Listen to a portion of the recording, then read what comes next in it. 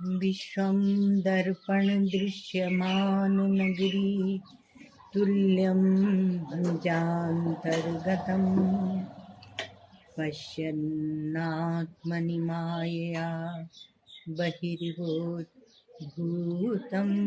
यथा निद्रया यः साक्षात् कुरुते प्रबोधसमये स्वात्मानमेवाद्वयं तस्मै श्रीगुरुमूर्तये नम इदं श्रीदक्षिणामूर्तये।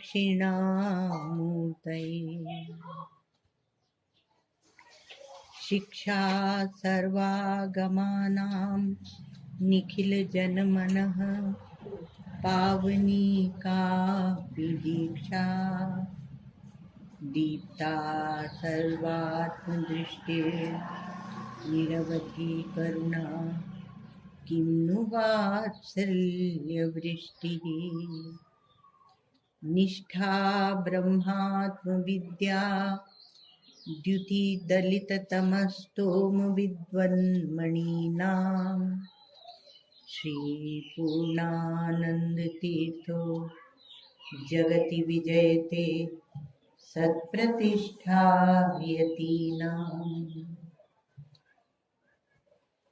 अखंडानंद संबोध पूर्तये ब्रह्ममूर्तये सुधास्मित समाश्लिष्ट नेत्रांत स्फूर्तये नमः।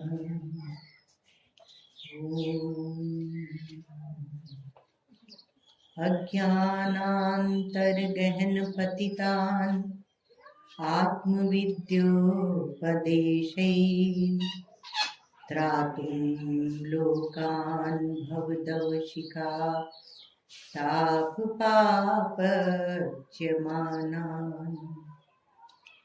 मुक्त्वा मौनं बटविटपिनो मूलतो निष्पतन्ति शम्भोर्मूर्तिश्चरति भुवने शङ्कराचार्यरूपा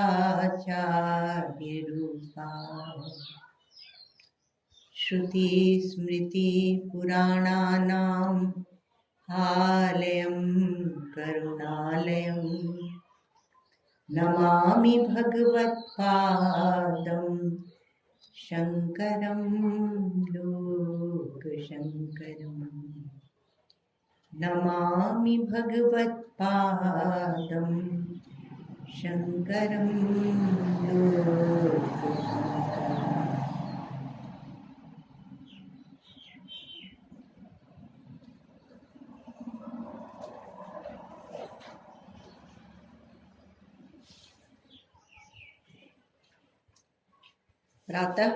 आज प्रातः से एक विचार प्रारंभ हुआ। एक जीववाद और दृष्टि सृष्टिवाद। इस विचार के लिए हम लोगों को शक्ति और चेतनता, भगवती, माँ गंगा, पुण्य क्षेत्र हरिद्वार जो चेतन है, अधिष्ठात्री देवता माया देवी जिनके कारण इस क्षेत्र को सप्त मोक्षदायिनी पुरियों में मायापुरी भी कहा जाता है। इन सब के चरणों में बैठकर उन्हीं की शक्ति से हम लोग यह विचार करने की कोशिश कर रहे हैं। तो इसमें एक जीववाद या दृष्टि सृष्टिवाद, इस पर विचार करते हुए यह देखा गया कि वाद क्या होता है। दूसरी बात देखी गई कि प्रक्रिया क्या है, क्योंकि वाद और प्रक्रिया सुनाया था नर्मदा किनारे विचार चला कि इसमें भेद कैसे करेंगे। उसमें कहा कि वाद तो है जो निर्णय में पहुंचे, और प्रक्रिया है जिस रास्ते से चल कर गए। और अद्वैत यह वाद नहीं है, यह स्वरूप है। अद्वैत स्वरूप होता है, तो इसमें निष्ठा की आवश्यकता होगी। तो निष्ठा किसमें नहीं होती, तो उसमें भी भगवान भाष्यकार ने 4 बात जो गीता में बताई उसको भी हम लोगों ने देखा। तो ये अद्वैतवाद के प्रतिपादक भगवान शंकराचार्य ने आत्मा को सत और असत रूप 2 रूप मानते।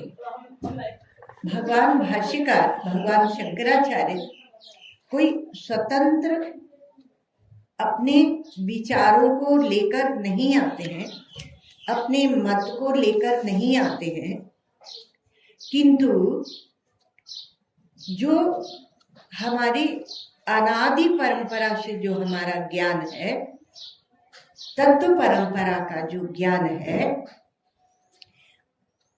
अथवा कहिए उपनिषद वेदांत परंपरा का जो ज्ञान है, उसी को व्यवस्थित करके और क्रमशः प्रस्तुत करते हैं। अर्थात एक क्रम में वो ले जाते हैं। अर्थात वैज्ञानिक ढंग से जब उसे प्रस्तुत करते हैं, तब विश्व के जितने भी प्रबुद्ध मस्तिष्क हैं, उसमें इस अद्वैतवाद का डंका बज जाता है। यावत तावत गर्जन्ति शास्त्राणि जम्बुका विपिने यथा न गर्जति महाशक्ति यावत वेदांत केसरी। ये जंगल में जैसे जम्बुक, श्रृगाल आदि हुआ करते हैं, चिल्लाते हैं। कब तक गर्जन करते हैं कि जब तक महाशक्ति वेदांत केसरी अर्थात वेदांत सिंह गर्जना नहीं करता, तब तक वो अपना राग अलापते रहते हैं। तो दर्शन या विचार की महत्ता है हमारे यहाँ। इस देश में, इस भारतीय संस्कृति में विचार को सर्वोत्कृष्ट माना गया। अर्थात भाव की, मन की अपेक्षा बुद्धि को ऊपर रखा गया। और जो बुद्धि शरीर को, मन को, सबको अपने विचार के अनुसार खींचकर आगे ले जाती है, उस बुद्धि को कहा गया मनीषा। मनीषा अर्थात मन के ऊपर भी ईशन करने वाली। हमारे यहाँ आचरण की स्वतंत्रता नहीं है, पर विचार की स्वतंत्रता है। अन्य मजहबों में वहाँ आचरण की स्वतंत्रता है, पाश्चात्य उसमें दर्शनों में या मतों में, किंतु विचार की स्वतंत्रता नहीं है। जैसा बताया गया वैसा आपको मानना है। आपको एक छोटी सी बात सुनाते हैं। एक बार 2001 प्रयाग कुंभ के पश्चात, कुछ समय के पश्चात मार्च में हम लोग गंगाजल लेकर, गंगाजल गंगोत्री का उठाया था, तांबे के पात्रों में उसको पैक किया था। और शास्त्र में 2 विधान है कि आप या तो काशी से रामेश्वरम जाए, अथवा तो हरिद्वार से रामेश्वरम जाए, अथवा गंगोत्री से रामेश्वरम जाए। ये यात्रा पहले होती थी, अर्थात पहले के महात्मा लोग बहुत करते थे। कालक्रम से लुप्त सी होने लगी। तो हमें एक ऐसा विचार आया कि क्यों ना उस परंपरा को फिर से जगाया गया। तो अपन चलो दूसरे को क्यों बोलेंगे। तो 2001 में हम और कुछ हमारे साथी, हम लोग सब चल दिए गंगाजल लेके काशी से। अब उसकी बात, तब तक हमारा समाज के प्रति पता नहीं दृष्टांत कैसे आ गया, शायद अर्चना दीदी आई इसलिए आ गया। तो तब तक हमारी दृष्टि में समाज के प्रति बहुत चिंतन नहीं था, अपना वेदांत का चिंतन करते रहते थे, अभी भी वही है।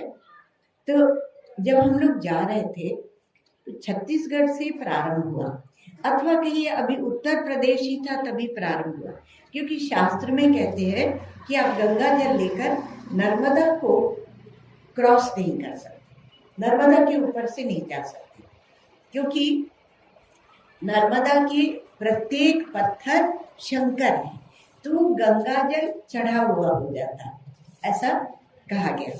ये भाव की बातें हैं, विज्ञान भी है इसमें, मनोविज्ञान भी है और भौतिक विज्ञान भी, सब है हमारे यहाँ की परंपरा में।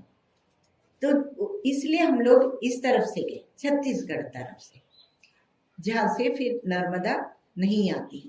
तो जा रहे थे हम, तो उसमें छत्तीसगढ़ से ही हमने देखा, अथवा यहाँ से ही देखा, उत्तर प्रदेश से ही, कि गांव में सर्वत्र ईसाईकरण बहुत तेजी से चल रहा है।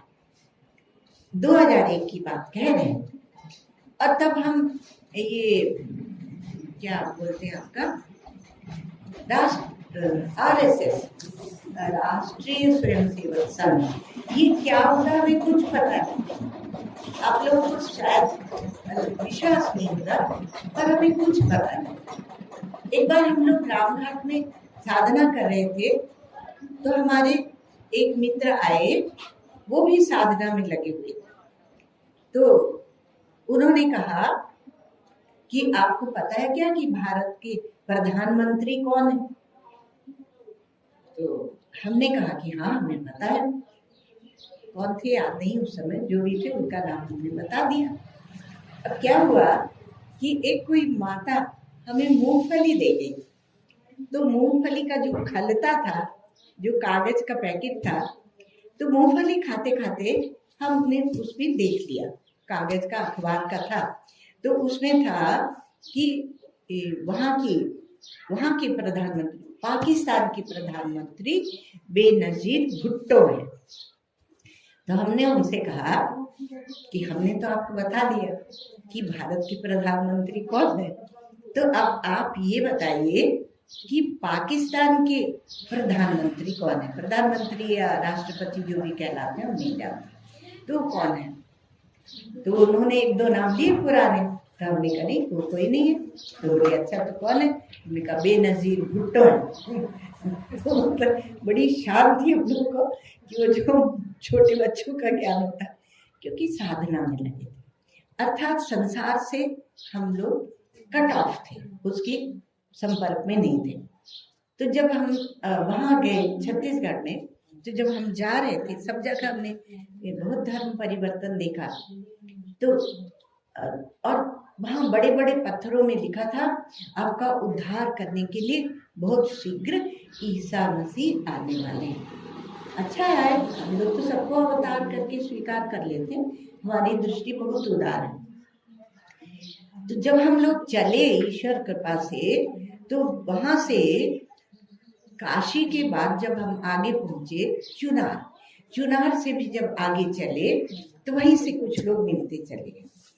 अब क्या हुआ कि छत्तीसगढ़ में की एक जगह की बात सुनाते हैं कि हम जा रहे थे, तो एक पुलिया आई रोड के किनारे, तो हम लोग उस पर बैठ गए, कुछ इधर कुछ उधर ऐसे बैठ गए, थोड़ा सुस्ताने लगे, क्योंकि आगे जो था उस पीछे एक गांव था, तो हम लोगों को पुलिस वालों ने कहा था कि आगे जो गांव है उसमें रुकिएगा नहीं, क्योंकि लगभग सब वहाँ ईसाई हो गए, और हम लोग भिक्षा मांग के और जीवन निर्वाह करने वाले साधु, तो हम लोगों को गांव की अर्थात गृहस्थ की तो आवश्यकता पड़ेगी ना।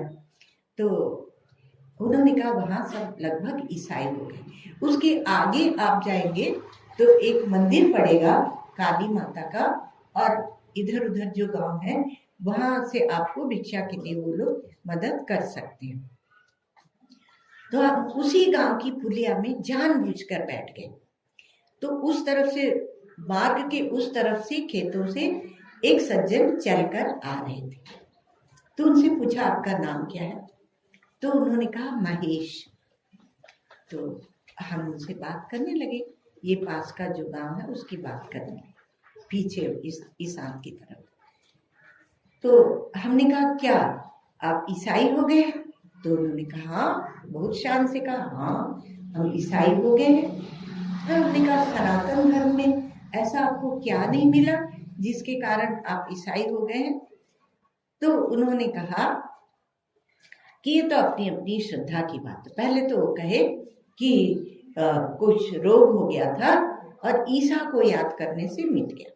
तो हमने कहा फिर तो हम लोगों को अस्पताल चिकित्सालय बनाने की कोई आवश्यकता नहीं, सब ईसा को याद करेंगे और रोग मुक्त हो जाएंगे। ये तो बहुत बड़े आनंद की बात है। फिर उन्होंने कहा कि देखिए ये श्रद्धा की बात है, ये फेथ की बात है। अब हमें लगा कि हमारे पास कुछ उत्तर ही नहीं है, क्योंकि उन्होंने कहा ये तो अपनी अपनी श्रद्धा की बात है, ये तो अपने अपने फेथ की बात है। ऐसा हो गया, एक क्षण में हमें ध्यान आया कि हमारा तो सब कुछ सत्य पर आधारित है और उस सत्य को, उस तत्व को यदि हम नहीं लाते तो हम इन्हें उत्तर नहीं दे पाएंगे। तो हमने कहा कि फेथ या श्रद्धा ये क्या होता है? ये कुछ नहीं होता, इससे बड़ा सत्य होता है। और क्या आपको पता है कि सत्य क्या है? तो तब फिर वो चुप हो गया, पढ़ा लिखा आदमी था इसलिए इतनी चर्चा हो, तब वो चुप हो गए। तो हमने कहा जिस धर्म में सत्य का ज्ञान नहीं है उस धर्म में आप क्यों चले गए? उस मत में, उस पंथ में, उस मजहब में आप क्यों चले गए? तो कहीं सत्य का तो उसमें बोध होना चाहिए।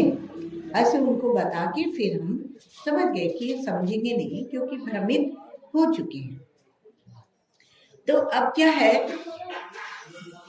कि हमारा जो सत्य है वो व्यवहारिक सत्य और असत से परे।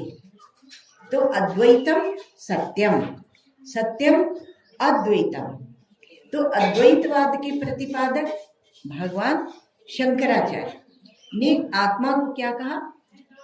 सत और असत दोनों रूप का।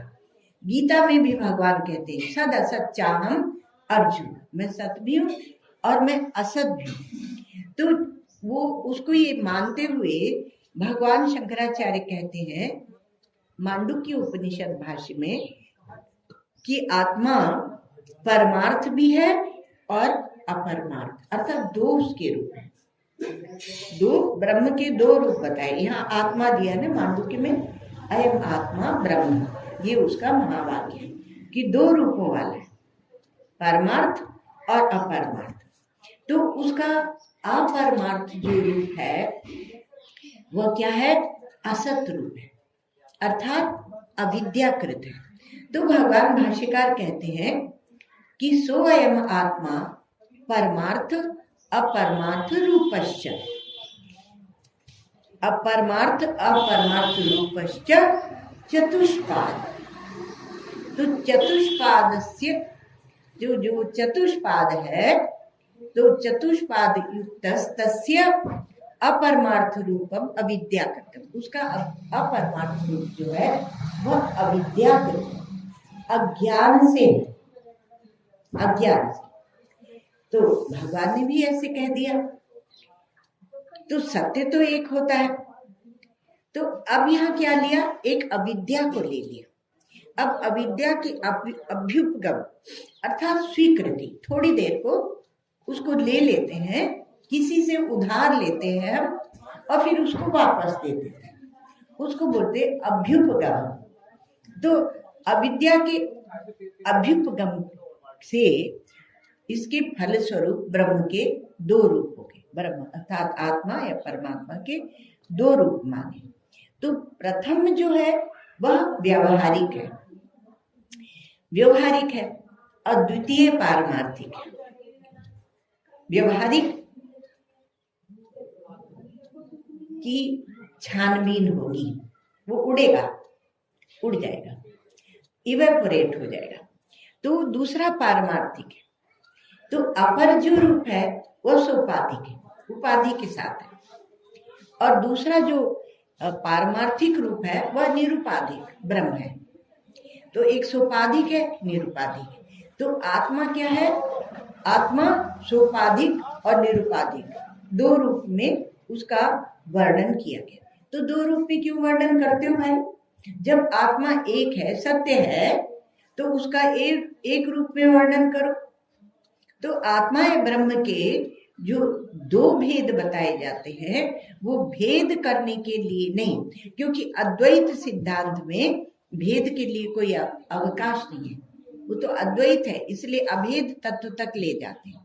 इसलिए हमारे यहाँ जब अवतार होता है, भगवान का जब अवतार होता है, तो वह अवतार भगवान के दो रूप सिद्ध करने के लिए नहीं है, किंतु वह अद्वैत या अभेद सिद्ध करने के लिए ही। कैसे?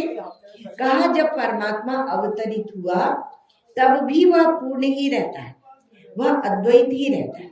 तो अर्थात जो भी आप नाम रूपात्मक सृष्टि आप देखते हैं और उसमें भेद करते हैं, उस भेद को उड़ाने के लिए भगवान अवतार लेते हैं। इसलिए हमारे यहाँ अवतार विलक्षण है। जिस किसी को हम लोग अवतार नहीं मान लेते, हम महात्मा मान लेंगे, हम महापुरुष मान लेंगे, पर अवतार नहीं मानेंगे। एक तो ऋषि मुनि प्रदत्त उनका मंत्र होना चाहिए, एक तो उनका स्वयं का उपदेश होना चाहिए, जैसे भगवत गीता, राम गीता, शिव गीता इत्यादि उपनिषद है। भगवान ये हनुमान जी की भी है मुक्ति का उपनिषद, तो ये होना चाहिए। तो शास्त्रों के द्वारा अर्थात ऋषियों के द्वारा भी उनकी महत्ता का वर्णन होना चाहिए। बहुत मजे की बात है। अब जिस किसी को कहो ये तो अवतार है, ये तो भगवान के अवतार है, कहा साईं बाबा, कहा साईं बाबा तो भगवान के अवतार है। हाँ ठीक है, महात्मा है, महात्मा मानो, उसमें हम लोग कुछ नहीं कहते, पर अवतार मानो फिर उनको मंदिर में भगवान की मूर्ति के साथ रखो, भयंकर मूर्खता है। हम अपने सिद्धांत से विमुख हो रहे। तो किसी ने कहा कि हमारा तो उन्हीं पे विश्वास है, श्रद्धा है। हमने कहा विश्वास श्रद्धा का भी कुछ आधार होना चाहिए और वह सत्य होना चाहिए।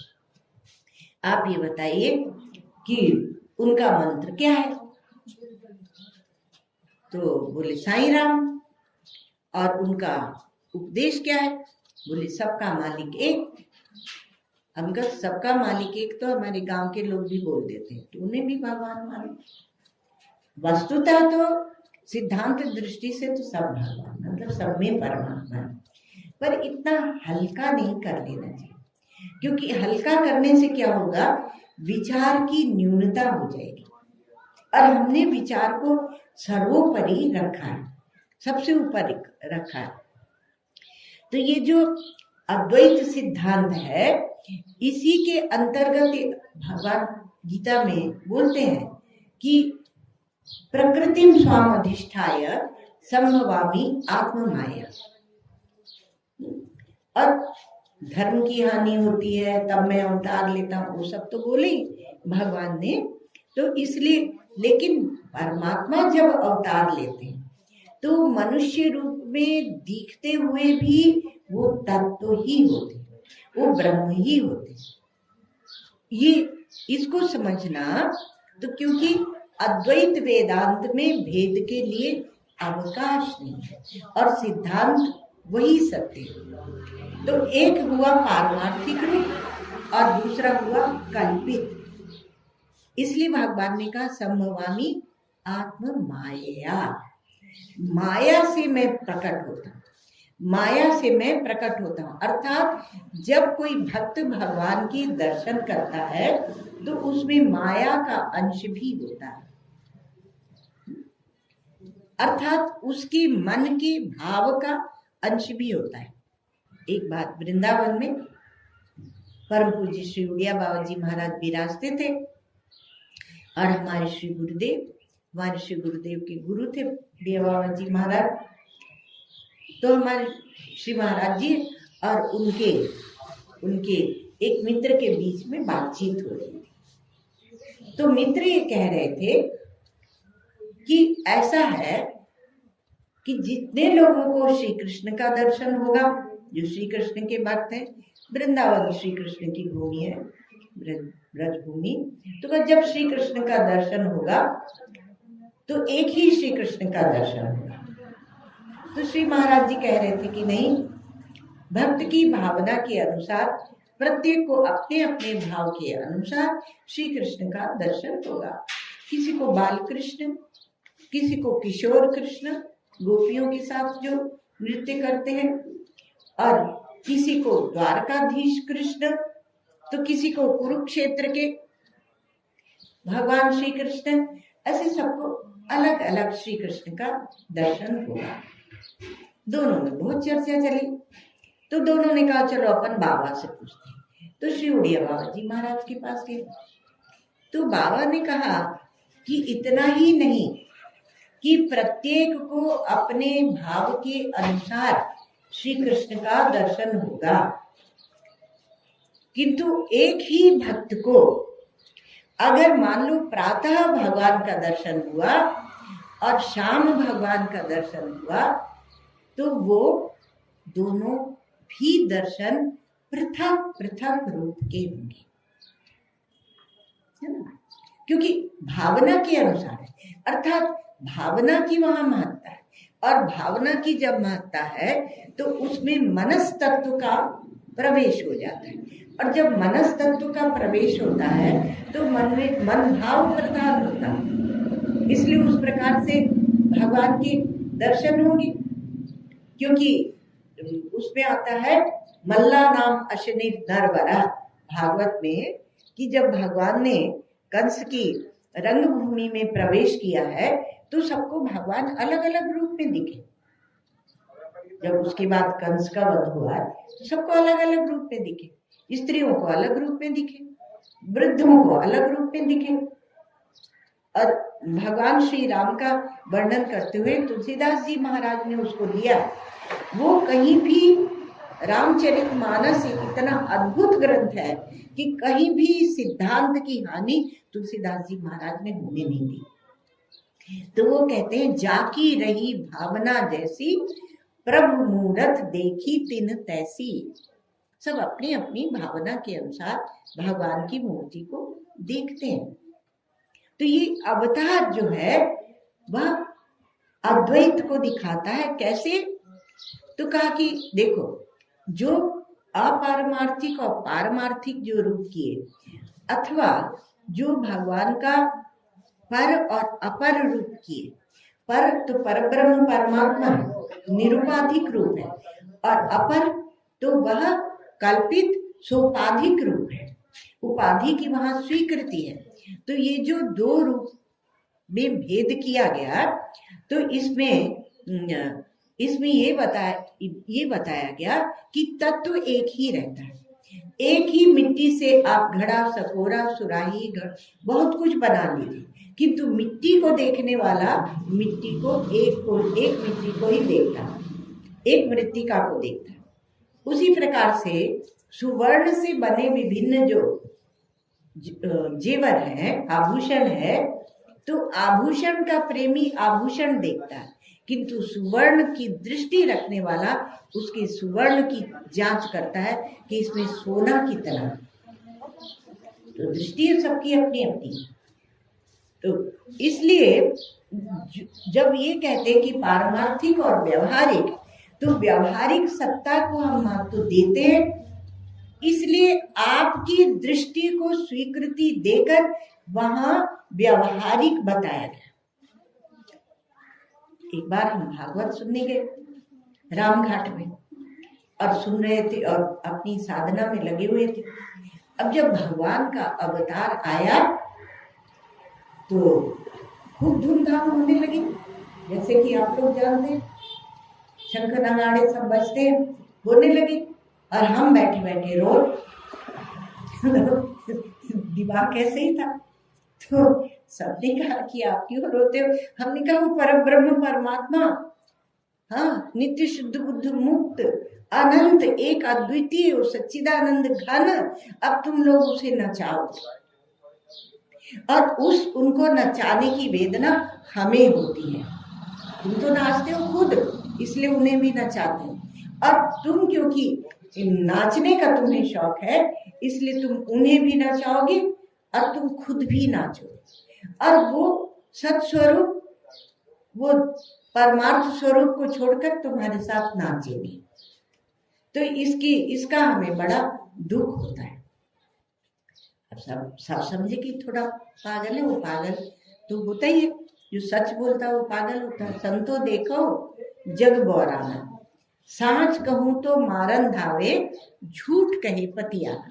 सच कहते हैं तो मारने को दौड़ते हैं।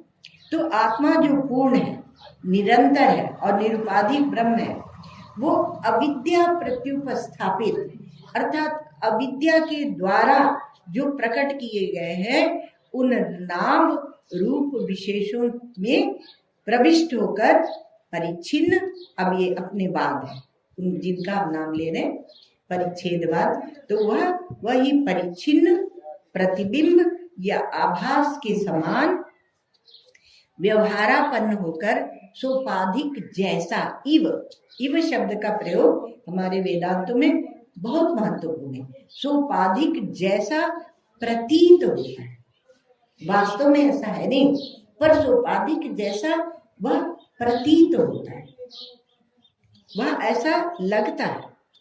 तो ऐसा है कि किसी जिज्ञासु के हृदय की भूमि में ही उस सत्य का अवतरण होता है। अब की का वाक्य दिया ये वाला। तो अविद्या के घेरे में और उसकी अपेक्षा से वो स्वाभाविक रूप में प्रतीत होता हुआ भी ब्रह्म ज्यों का त्यों रहता है। ये हमारे उपनिषद में आपको प्रातः सुनाया था, पूर्णमदः पूर्णमिदं पूर्णात् पूर्णमुदच्यते पूर्णस्य पूर्णमादाय पूर्णमेवावशिष्यते। तो जीव, अब जीव आ गया, क्योंकि प्रश्न जीव के ऊपर उठे थे जहां पर ये चर्चा चली थी। तो जीव पारमार्थिक रूप से एक है किंतु औपाधिक रूप से ना है। जब एक जीव कहते हैं तब उसके औपाधिक अविद्यात्मक रूप को छोड़कर विचार होता है। तो व्यवहारिक सत्ता को जब हम स्वीकृति देते हैं तो हमारे ये जितने वाद हैं अर्थात प्रक्रियाएं हैं, बात तो एक ही है अद्वैत, तो जितने वाद हैं परिच्छेदवाद, प्रतिबिंबवाद, आभासवाद, ये जितने वाद हैं इनमें त्रिसत्ता, तीन सत्ता को लेकर विचार किया। ये त्रिसत्तावाद क्यों? क्योंकि मनुष्य ऐसे ही समझते हैं, एक पारमार्थिक, एक व्यवहारिक और एक प्रातिभासिक। तो हमारा अनुभव है कि हम स्वप्न देखते हैं, उसको पारिभाषिक कहते हैं, एपेरेंट रियलिटी। और जो हम व्यवहार करते हैं उसमें सापेक्षिक होता है, उसमें सापेक्षिक होता है तो उसको बोलते हैं रिलेटिव रियलिटी। और जो सत्य है एब्सोल्यूट जिसे कहते हैं, तो जो सत्य है उसमें परिवर्तन नहीं होता है, उसको बोलते हैं पारमार्थिक सत्ता। तो एक सत्ता पारमार्थिक है, एक व्यवहारिक है और एक प्रातीतिक, एक प्रातीतिक सत्ता है। तो तीन सत्ता को लेकर विचार करते हैं, है ना। तो ये जो तीन सत्तावाद है उसको ये दृष्टि सृष्टिवाद और एक जीववाद उसको दो सत्ता में ले आते हैं। वो कहता है, खास करके विशेष रूप से आप लोग मांडुक्य की प्रक्रिया देखें तो कहते हैं कि जो स्वप्न है वही जागृत है, तो जब जागृत है वही स्वप्न है। तो जब दोनों को एक कर दिया, है ना, सत हरि भजन जगत सब सपना, तो दोनों को जैसे ही एक किया तो दो सत्ता हो गई। अब क्या है, प्रातीतिक सत्ता और प्रातीतिक सत्ता है और पारमार्थिक सत्ता है, दो सत्ता है। अब उस दो सत्ता में से एक सत्ता में लाना है और उसका जो विचार है वही एक जीववाद अथवा दृष्टि सृष्टिवाद है। यह स्वीकृति ही नहीं दी गई, अर्थात व्यावहारिक सत्ता की स्वीकृति ही नहीं दी। तो आपकी दृष्टि कहाँ है? और क्या है कि इसलिए ही गंभीर हो जाता है क्योंकि इसमें वैराग्य की उत्कृष्टता है। वैराग्य का क्या अर्थ होता है? बुद्धि की उत्तरोत्तर उत्कृष्टता, उत्तरोत्तर अधिक चेतनता का प्रकाश जब प्रकट होता है तब उसे कहते हैं वैराग्य। जब तक हम नाम रूप में, राग द्वेष में, इसमें लगे रहते हैं तो वह बुद्धि सांसारिक होती है, वह वैराग्य की बात समझ में नहीं आती। तो वैराग्य की भूमि चाहिए। आपकी दृष्टि कहाँ है? आपकी दृष्टि कहाँ है? यदि सृष्टि पर दृष्टि है, अर्थात आप संसार को, दुनिया को, जगत को हमेशा देखते रहते हैं, वो ऐसा, उसने किया, उसने ये नहीं किया, तो उसको क्या कहेंगे? सृष्टि दृष्टि कहते हैं, है ना। तो वहां दृष्टि जड़ पर है, जड़ कह सकते हैं आप उसको, माया पर है, अविद्या है। अर्थात अविद्या को, माया को हमने ओढ़ रखा है, अभी उसको हम हटाना नहीं चाहते। और जहां चेतन दृष्टि होती है तब हम लोग गमन करें। चेतन दृष्टि क्या है? वैराग्य, विवेक, वैराग्य। तो दृष्टि समकाल सृष्टि कहेंगे, दृष्टि के समकाल ही सृष्टि कहेंगे। और उसमें क्या होगा? उसमें दो भेद किए गए हैं। दृष्टि समकाल सृष्टि, अर्थात जब हम सृष्टि को देखते हैं तभी सृष्टि, आगे पीछे नहीं। ये जीवन मुक्त का, ज्ञानी का, बोधवान का, विचारवान का, कि जब देखते हैं तब तो दुनिया दिखती है, आगे पीछे दिखती नहीं। जैसे स्वप्न में आगे पीछे दिखती नहीं है, स्वप्न में नहीं दिखती तो जागृत में भी कहाँ आगे पीछे दिखती है। स्वप्न में जाते हो दूसरी दुनिया होती है तो वहां भी नहीं दिखती है। तो ये एक हो गई बात। और तीसरी, चेतन की दृष्टि ऐसी बनी कि दृष्टिरेव सृष्टि, अर्थात चेतन पूरा का पूरा चेतन है और उसे जब सृष्टि दिखती है तो चेतन ही चेतन को देखता है। वैसे भी हमारे वेदांतों में कहते हैं कि सजातीय ही सजातीय को ग्रहण करता है। सजातीय, अगर आप जड़ को देखते हैं, किसी के दोष दर्शन करते हैं तो आपके अंदर है वो दोष, और आप उसी को देखकर और कहते हैं। आप पहले अपने हृदय को देखिए। बुरा जो देखकर मैं चला, बुरा न मूल्या कोई, जो मन खोजा अपना, मुझसा बुरा न कोई। तो कहा कि तब क्या हुआ? आत्मदृष्टि हो गई, और आत्मदृष्टि होने से वह आपकी दृष्टि चेतन हो गई। इसलिए तीसरी जो है वो क्या है? दृष्टिरेव सृष्टि, अर्थात सृष्टि कुछ है नहीं, देखते हैं तभी तक फुरफुराती है और आगे पीछे नहीं है, चेतन ही चेतन। हम किसे देख रहे हैं? अपनी आत्मा को देख रहे हैं। शब्द नहीं है ये अनुभव। इसमें भी हम लोग भेद करते हैं, एक सर्वात्म भाव है और एक सर्वात्म दृष्टि। श्री महाराज जी हमारे हम लोगों को समझाते थे कि श्री उड़िया बाबा जी महाराज की सर्वात्म दृष्टि हमने देखी, और दूसरे महात्माओं को तत्कालीन जो समसामयिक थे कि उनमें हमने सर्वात्म भाव देखा। तो कहते थे कि भाव भी हो जाए तो बहुत बढ़िया है, पर भाव क्या है? थोड़ा हिलता डुलता रहता है, और दृष्टि एकदम प्रतिष्ठित होती है। एक बार सर्वात्म दृष्टि बन गई तो उसे कोई हिला नहीं सकता। भले भगवान कहते हैं ना, हत्वा विषयमान लोका न हंती न निबद्धते, वो सारी सृष्टि का संहार भी करे। जैसे भगवान शंकर, तो भी उनके अंदर कोई द्वेष दृष्टि नहीं है, वो चेतन दृष्टि से ही संहार होता है। और इसलिए उनके संहार से भगवान अगर बोलते हैं ना कि भगवान के अवतार काल में वो अगर किसी का वध कर ले तो उसका मोक्ष हो जाता है। कैसे होता है ये? आप जब दृष्टि सृष्टिवाद को धीरे धीरे समझेंगे तो आपको स्पष्ट होता जाएगा। तो फुरफुराती है सृष्टि, और फुरफुराती, इसका संहार करना। श्री उड़िया बाबा जी महाराज से किसी ने कहा कि ऐसा होता है, ऐसा होता है। बाबा ने कहा तुम चिंता मत करो, मैं थोड़े दिनों में पूरी सृष्टि का संहार कर दूंगा। मतलब शरीर छूट जाएगा तो सब संहार होगा। अब शरीर वो एक है, उपाधि है, तब तक ये फुरफुराती है, कभी कभी दिख जाती, अधिकांश समाधि में रास्ते तो इसका और चर्चा हम लोग कल करेंगे, क्योंकि शाम का समय थोड़ा ही दिया गया था कि थोड़ी देर चर्चा की जाएगी। तो आगे बहुत सुंदर बात आ रही है, तो कल सुनाते हैं। मतलब क्या है कि दृष्टि है, उसी समय तक ये विश्व सृष्टि है। अब दृष्टि को ये लोग इंग्लिश में अनुवाद करते हैं परसेप्शन। तो परसेप्शन में अच्छा शब्द है, कोई बुरा नहीं है, पर वो बात नहीं बनती है जो दृष्टि सृष्टि में बनती है। ठीक है।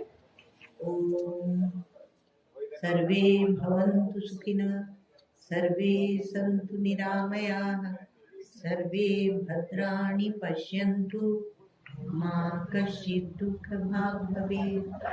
असतो मा सद्गमय, तमसो मा ज्योतिर्गमय, मृत्योर्मामृतं गमय। ॐ पूर्णमदः पूर्णमिदं पूर्णात् पूर्णमुदच्यते, पूर्णस्य पूर्णमादाय पूर्णमेवावशिष्यते। ॐ शान्ति शान्ति शान्तिः।